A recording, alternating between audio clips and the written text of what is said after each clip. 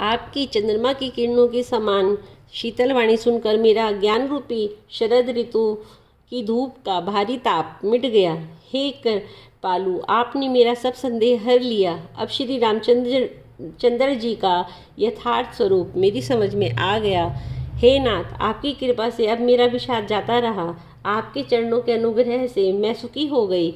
यदि मैं स्त्री होने के कारण स्वभाव से ही मूर्ख और ज्ञानहीन हूँ, तो भी अब आप मुझे अपनी दासी जानकर, हे प्रभु, यदि आप मुझ पर प्रसन्न हैं तो जो बात मैंने पहले आपसे पूछी थी वही कहिए। यह सत्य है कि श्री रामचंद्र जी ब्रह्म है, चिन्मय है, ज्ञान स्वरूप है, अविनाशी है, सबसे रहित है और सबके हृदय रूपी नगरी में निवास करने वाले हैं।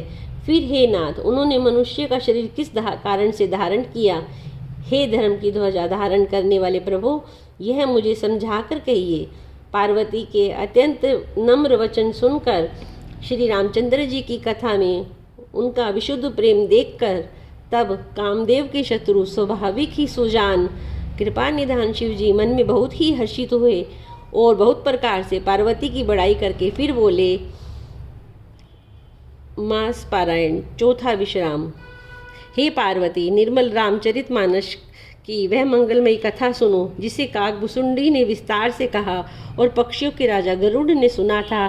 वह श्रेष्ठ संवाद जिस प्रकार हुआ वह मैं आगे कहूँगा। अभी तुम श्री रामचंद्र जी के अवतार का परम सुंदर और पवित्र पापनाशक चरित्र सुनो। श्री हरि के गुण, नाम, कथा और रूप सभी अपार, अनगिनत, अगणित और असीम है। फिर भी हे पार्वती, मैं अपनी बुद्धि के अनुसार कहता हूँ, तुम आदरपूर्वक सुनो।